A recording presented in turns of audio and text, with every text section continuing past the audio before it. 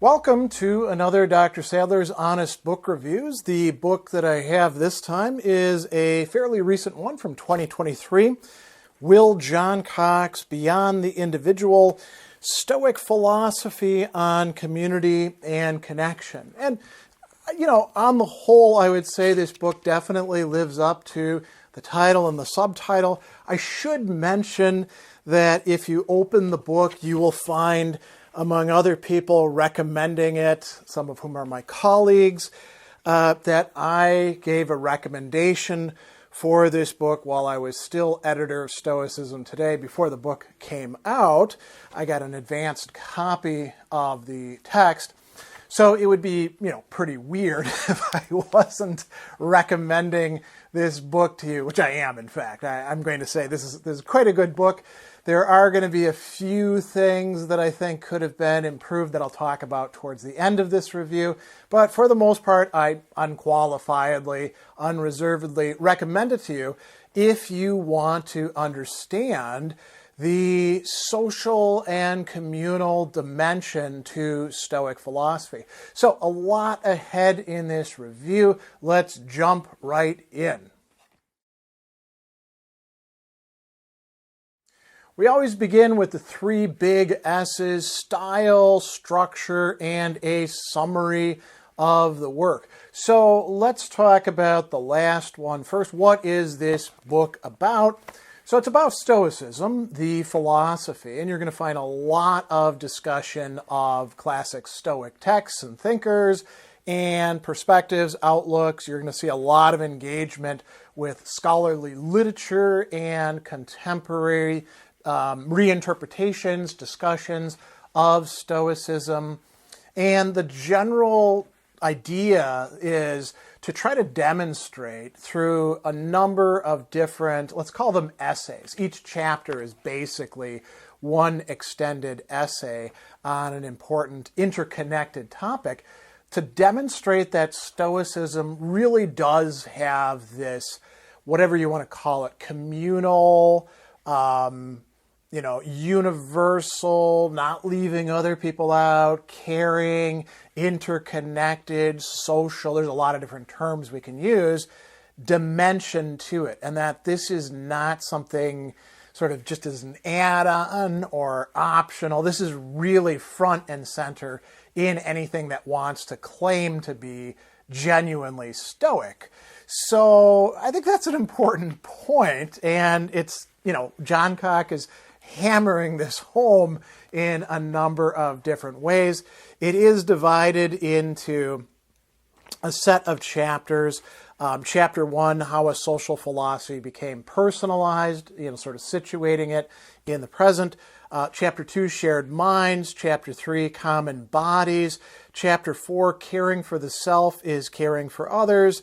Chapter 5, knowledge, a social education. Chapter 6, collective happiness. And I think there's a good way to divide things up. It's not as if each chapter contains only those topics. You're going to find, for example, cosmopolitanism getting introduced, I think if I remember right, as early as chapter 3, and then being, reappropriated and discussed through other chapters.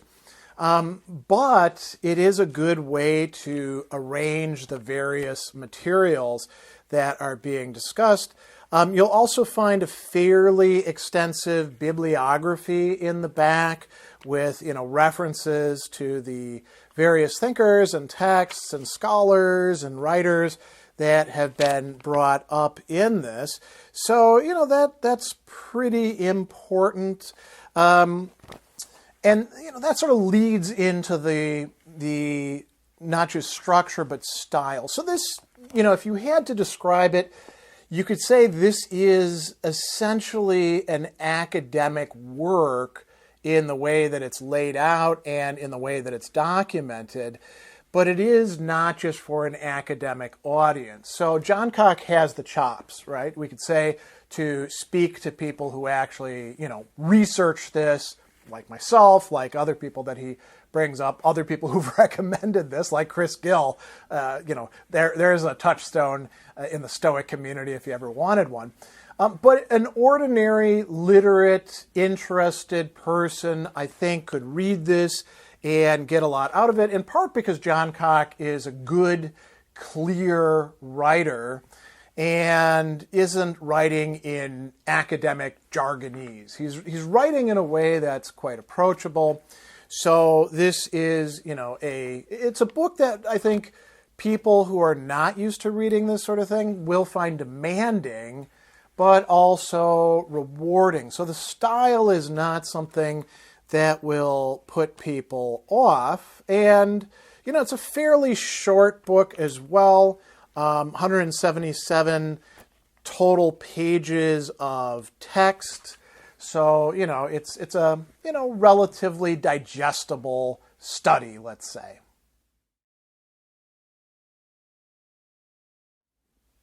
What are some of the main points or key ideas in this work? So this is a very rich text. There's a lot going on in here. We're not going to actually address all of it, but I think it's important that we go through each of the chapters and tell you some of the key ideas that are going on. So in the very first chapter, How a Social Philosophy became personalized, he's discussing how, Stoicism, which has really undergone a major renaissance in interest, but sometimes not for the best, because people have gotten mistaken ideas, watered down versions of Stoicism, given to them, especially through sources on the internet that have been popularizing it, but doing so in a way to make it about just individual personal development or resilience or coping with problems at work or relationships, and ignoring the much broader social dimensions of Stoicism, sometimes even making that part of it go away by too much of an emphasis on the individual, right? And so, if we look at early on in the work, he says that portrayals of Stoic philosophy as a useful self-help guide for individuals are justified. He's not saying don't use it for individual stuff, right? But he also says that we might pause to ask why the different focus I propose in this book is necessary. Applications of Stoicism occupied with an individual's self-development and personal psychological benefits have, in fact, produced positive results for the lives of a new generation of readers and adopters. And if Stoicism is a philosophy concerned with practical outcomes, what does it matter if it's primarily individualized? And he says, I have to clarify my motivation to instead highlight the communal and universal preoccupations of Stoicism, not restricting itself to intellectual and theoretical aspirations of simply doing justice to the original texts. So, he could just say, well, look, this is what the actual Stoics thought. Here I'm going to, tell you about it. Instead, he says, my intention is to present an engagement of Stoicism that is consistent with underlying ancient Stoic principles and theories, but I'm not just setting the record straight for purely academic purposes. I am also not intending to identify and criticize authors or negate works. Instead, I am trying to address where our focus should principally point to for the Stoics and recognizes the associated practical benefits of that refocusing. So I think that's really clear about what he's aiming at. He's not just saying, there's this vital social dimension of human nature that the Stoics talk about. Don't lose hold of that. He's also saying, hey, if you want the full development that individual, aspects or, focuses can provide you with, you're going to get it in this more communal way of looking at things. You're screwing yourself over by leaving that out. So that's, the main thing that's being discussed in that first chapter. And this is quite important. You see him engaging some other thinkers here, including the very popular Ryan Holiday. And he says that, I can't endorse Holiday's specific assertions about simplifying Stoic philosophy. There's many other people out there who want to try to make Stoic philosophy a lot, more bare bones, but unfortunately they leave too much flesh and organs and the other stuff that we need if we want to continue that metaphor, and they wind up with just kind of a dead skeleton. So, that's the first chapter. Second chapter is called Shared Minds, and it's an examination of what Stoics think about the human mind and what it means to be rational. So, this is quite important. It's about living rationally, not just being rational. Rationality is something that we can't just take for granted, but have to develop. There's a lot of different, you could say, aspects to rationality. And some of it has to do with like getting things right epistemologically, but a lot of it has to do with how we actually understand ourselves. And the Stoics did talk about us as being fragments of a whole or parts of a whole. And Johncock is going to focus in on passages, especially those from Epictetus, talking about us as having a little bit of God inside of us, right? And he also talks about Stoic pantheism, which is a interesting philosophical topic, but I'm not going to worry too much about that here. And he's going to develop an interesting account, which we'll talk about a little bit more later. But he talks about having a daimon or genius as an individual, but also in a social way. So this bit of the divine within us is something that separates us from the brute animals, according to the ancient Stoics, and gives us our distinctive human nature. Now, it's something that has to be developed, right? And, so there's a couple different ways in which this is going to be discussed. He begins with, Socrates, and then he talks about Posidonius. Now, we don't actually have Posidonius' text. We just have selections from other authors that discuss that. But then he does talk about Epictetus and Marcus Aurelius, and he's, providing some basis for that. So, it's not just a matter of the individual, and we need to think in terms of our minds as being not the way we're rational is by connecting with other rationalities, including, you might say, a capital R rationality that Stoics call the logos. So I'm going to just read a short passage here. The Stoic use of the term genius shifts here. Our genius, our rationality, its connection to our minds and thoughts, describes our internality that is not separable from that of our fellow humans. It's instead an aspect of the self we all share. The daimona's genius is our trace, our fragment of a universally common mode of being, as it is for all other rational beings. The notion of a separate individual, of an autonomous genius, is destabilized via this sense of the daimon within us. Very interesting interpretation there, we could say, and it might be attractive to many people.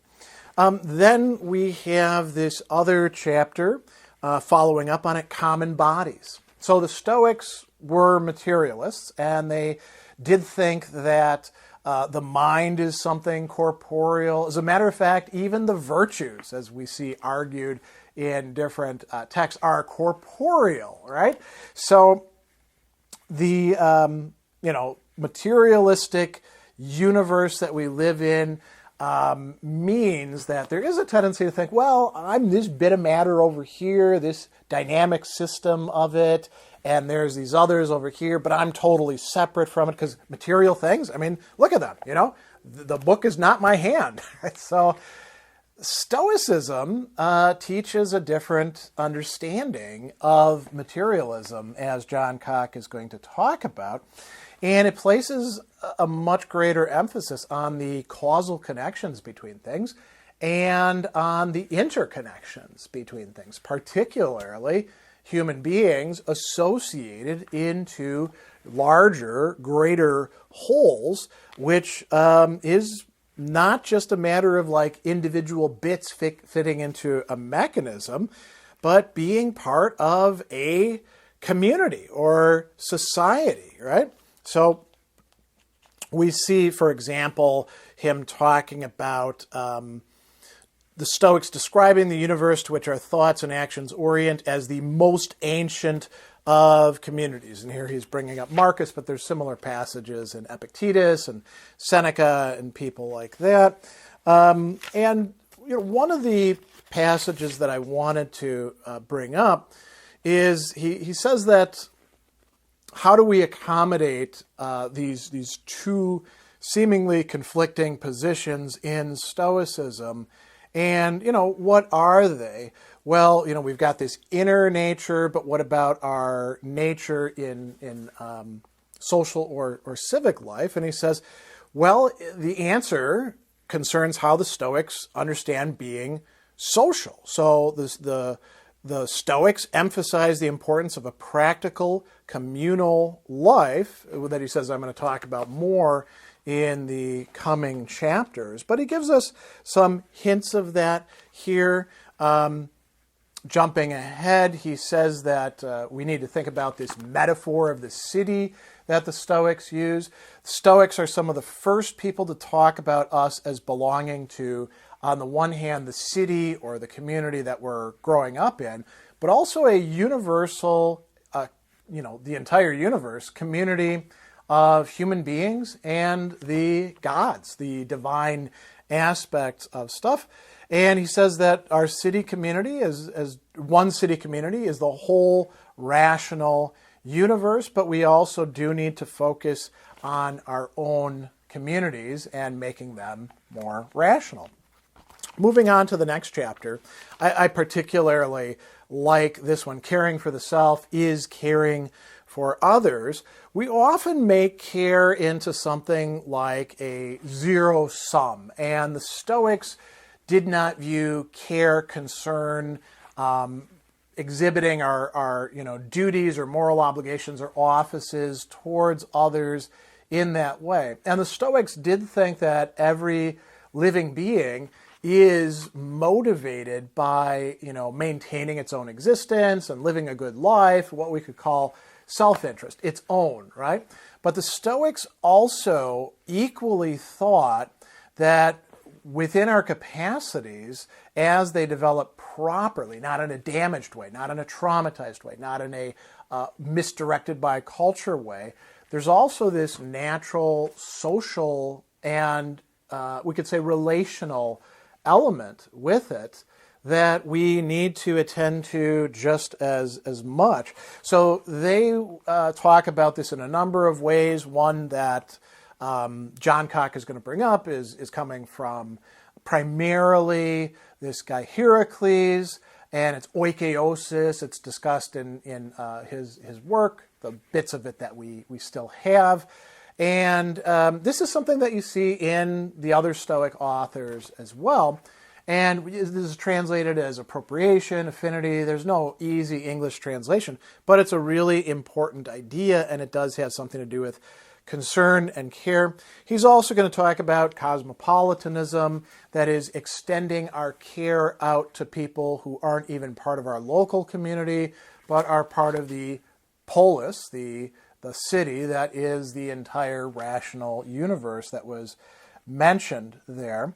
And interestingly, he's got a discussion about Cato as preserving himself even in committing suicide. And we could say, well, how did he do that? Well, the self that he preserved is what was important, the valuable characteristics of the human being. And I think this is quite a smart and nice discussion. So, he's going to talk about Cicero bringing this up, and, nature had bestowed upon Cato a resoluteness which he had strengthened with constancy. He'd always persevered in the counsel he proposed. He'd rather die than look on the face of a tyrant, Julius Caesar, who wanted to use Cato for propaganda purposes, and Cato wouldn't go along with it. And again, we find this echoed by things that Seneca says or things that Epictetus is going to say. Moving on, we have this whole chapter on knowledge, a social education which has to do with how we should develop our understanding, how we should develop ourselves, not just in a theoretical way, but through doing things, through experiencing things. He's got a discussion there of Seneca and travel, and why travel can be quite good for some people, but also not good for other people. I mean, if you're a bad person and you bring yourself along, as you can't help doing, you're not going to be happy anywhere you go, right? And he talks about a few other things that are important there, including laying out, this is later on in the book, he says that Seneca's appraisal of knowledge covers the stages of how it develops in each of us. And Johncock says, here's what I propose for how knowledge for the Stoics occurs. There's 3 steps where we first derive information about the world through observations of it, and then, second, we develop knowledges of the world by rationally reflecting on those observations before we, third, consciously apply those knowledges through practical action. He's drawing this from Seneca, but he's saying that we can kind of generalize this. And so some of this would be about how we ought to understand things or behave as social creatures, as people within relations with each other. There's also a part of this that I think is well worth noting. We're going to talk a little bit more about this later, and this is where he talks about egalitarianism, noting that in order for us to properly develop from the Stoic perspective, there's quite a few things that need to go right, including becoming aware of just how screwed up we are and the ideas that we got from our culture, or examples like parents or teachers or friends, and experiences that we've had. We need to, as he says, develop our rationality and mature it through education, training, and learning. So if that's the case, then does this mean that the knowledge required to continually live in accordance with our rational nature could be unavailable for some? Not everybody has access to proper educational structures or philosophical instruction. And so he says, if that's the case, it's kind of an argument similar to John Stuart Mill in utilitarianism. If that's the case, then what we really ought to be doing is working to make these educational opportunities more widespread for people. And he also talks about the importance of moving beyond Stoic philosophy, original Stoic philosophies, rooting in a set of societies where gender roles are very imbalanced and quite, restrictive. He brings up Musonius Rufus, but Musonius is kind of, he's very much an ally in this respect, but he also doesn't go far enough, and he's kind of an outlier as well. So, that's some important points. And then finally, it's going to conclude with this chapter on collective happiness.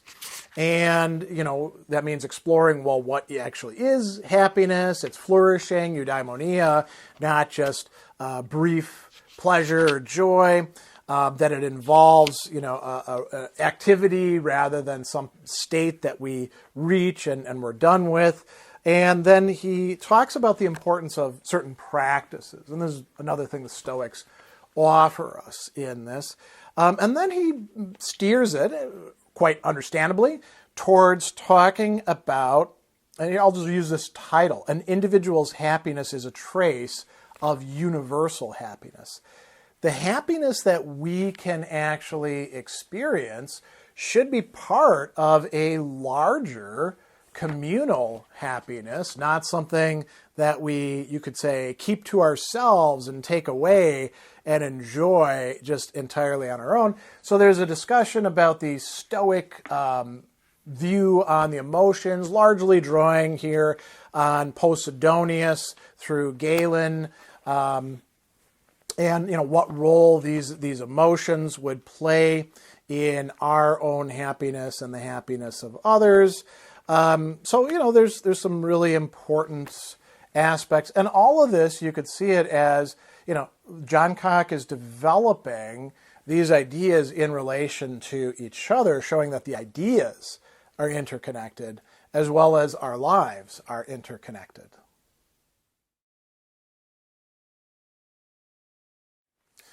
So what are the good points of this work? I think that it is a very sophisticated and thoughtful argument and exposition of a key idea that runs throughout the entire thing, but is unfolded in a number of different ways, which is exactly how complicated theses within philosophy wind up being discussed. It's one thing to have a slogan like, our nature is communal.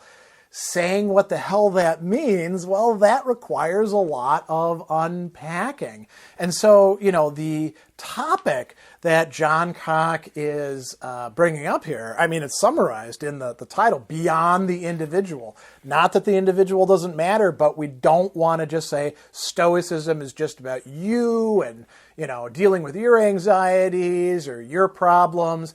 It's something, to use the catchphrase, something bigger than just you, or bigger than me, or bigger than both of us put together. And so Johncock is doing, I think, a great job in articulating that in a way that somebody who's following along can understand and assent to. I would also say that, it's engaging a good bit from the Stoic texts and thinkers who have something to say about Stoicism, like Cicero, who are not themselves directly Stoics, although Cicero does like a lot of their ethics. And it also engages a good bit of contemporary scholarly and popular interpretations of the Stoics. You'll find a good bit of that in the bibliography at the end of the work. So I think that is quite good in this text. There's some decent comparative work being done because the Stoics don't do these things in a vacuum. There are other schools of philosophy out there that continue to have some influence today, like the Aristotelians or skeptic philosophy, Platonism. So Johncock is engaging them as well, and I think doing so in a competent way. There's also some, acknowledgement of where we need to go beyond the perspectives of the ancient Stoics. So it's not just let's get back to the original and everything that they said is great. There's some real questioning going on there. So, for example, there's going to be a discussion about, well, how should we interpret the universe in the present? Do we really buy the Stoics' physics? And, Johncock kind of looks at the field. Here we go. This is on page 61. In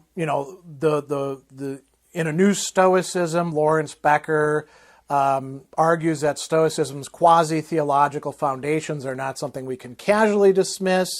So we got to be careful with that. Massimo Pigliucci's more recent commentaries assert that how we now conceive of God is very little to what God meant to the Stoics.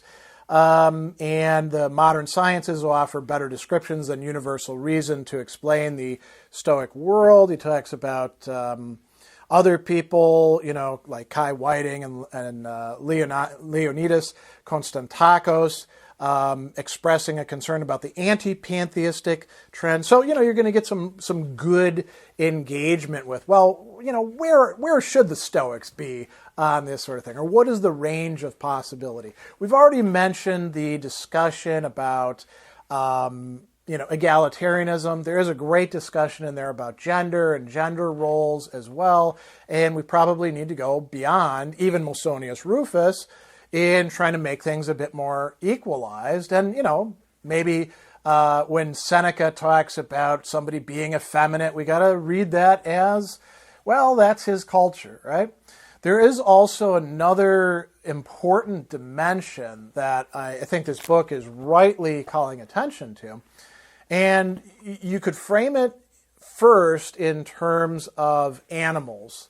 So the Stoics, like pretty much everybody in the ancient world, thought that there was a rigid dividing line between us and, the gods above us, and the non-rational animals, all the other animals, and then plants below us and stuff like that. And this gave us a dignity that the other animals lack, to the point where we could actually say non-rational creation exists for rational creation. And, we've seen the effects of that sort of instrumentalizing of animal life. And Johncock says, well, we probably need to rethink that.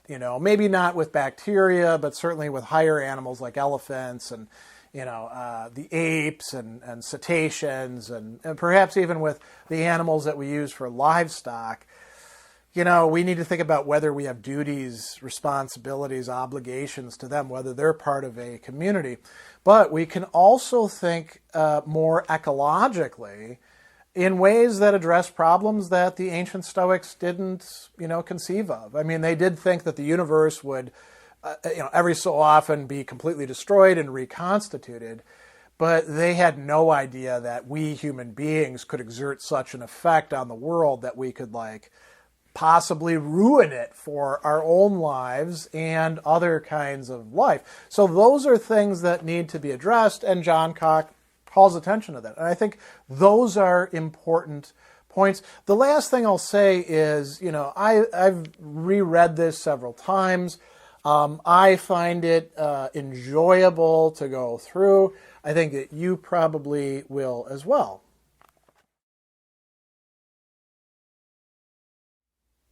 There are a few aspects of this that I do find problematic. Some of these are at the level of, nitpicking or quibbles, and some of them are, a bit more about the lack of engagement in this short text with other thinkers and texts that really would have, added more to the picture.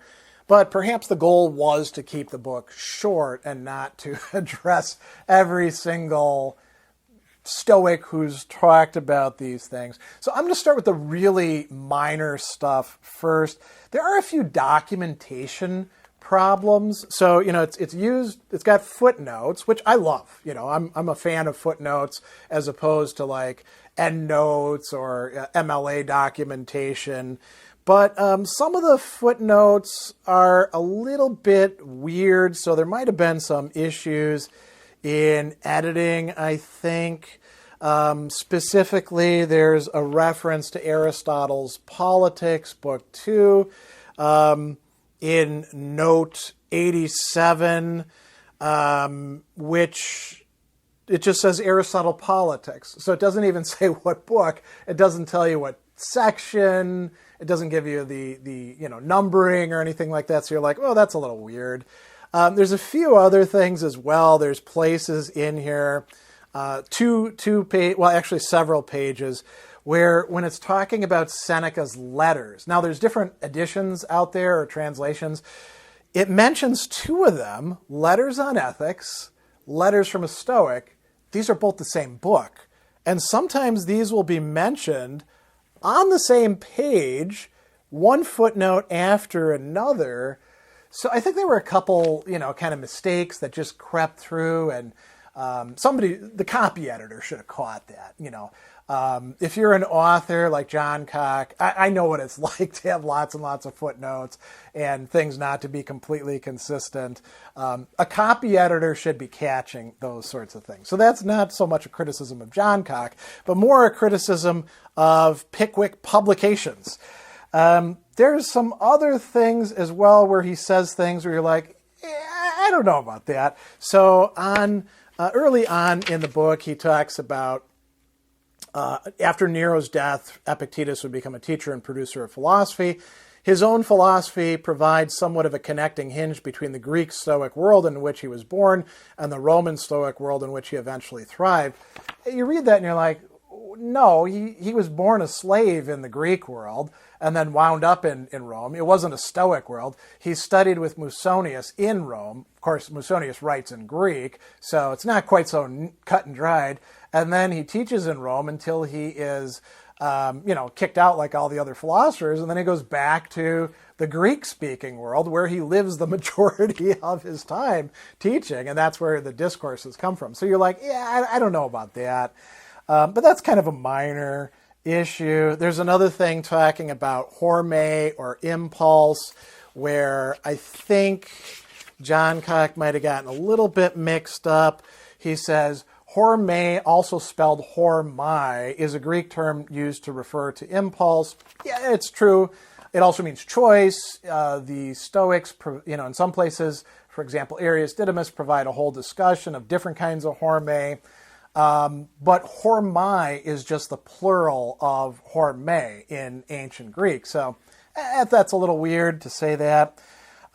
There's a lot of engagement with thinkers in this text. And I think that there are places where Johncock may have missed an opportunity to engage with some of the other thinkers or texts that would have strengthened his position. They would have confirmed it and added some to the picture.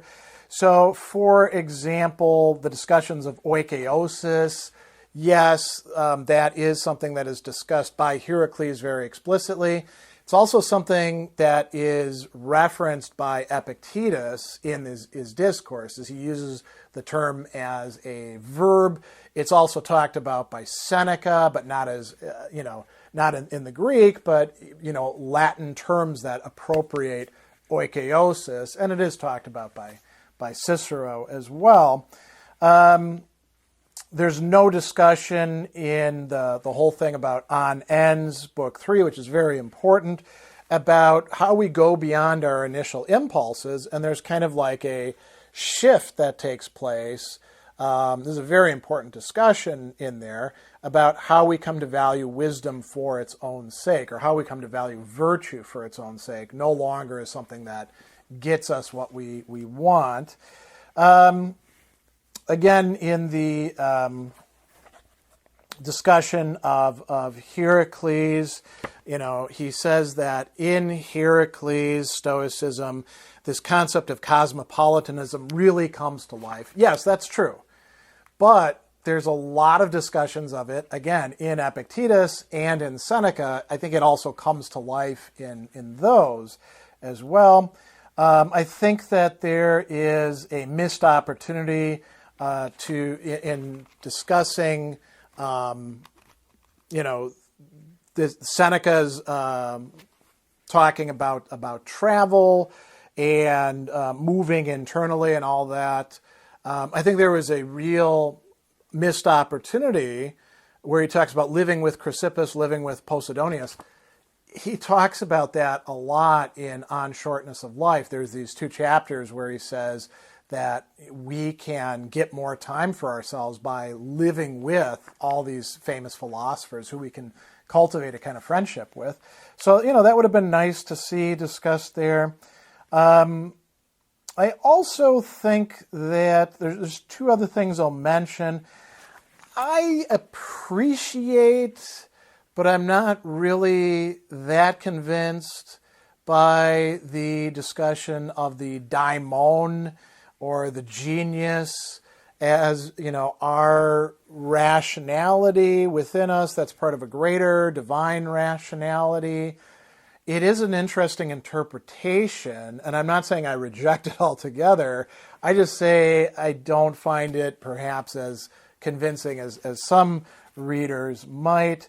And I do think that some of the engagement with some of the authors here is a little bit too mediated, and Johncock isn't going directly to these thinkers. Now, there's some in the case of what did Posidonius think? Okay, we got to read Galen then, right? Or we got to read whoever else, Seneca talks a lot about Posidonius as well, and so does Cicero. We got to read those thinkers. But if you want to read Dio Chrysostom, who is mentioned in here, you can get Dio Chrysostom's entire works, right? They're in the Loeb Library.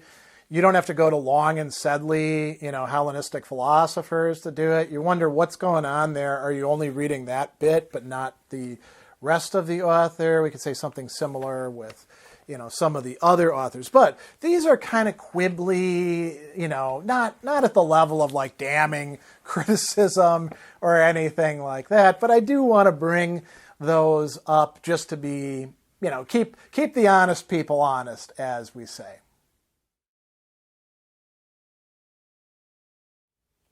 All right, so a few final thoughts. Again, I, recommended this book before when I wrote the blurb that shows up in the, very front stuff before you even get to the title page and the copyright.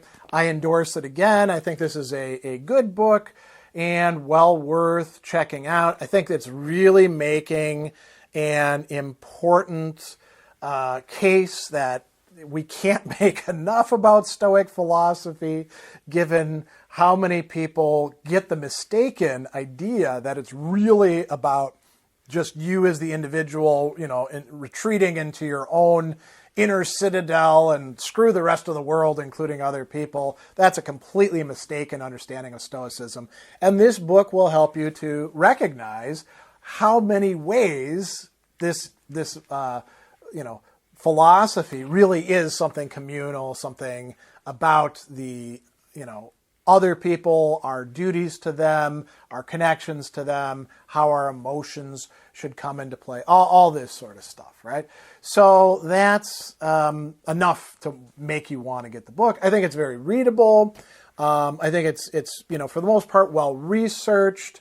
The few quibbles that I have are more about like, well, it would have been nice to see this, but you can always go on and read more yourself. This will definitely get you moving along the right lines. So I unreservedly endorse and recommend this book, Will Johncock's Beyond the Individual, Stoic Philosophy on Community and Connection.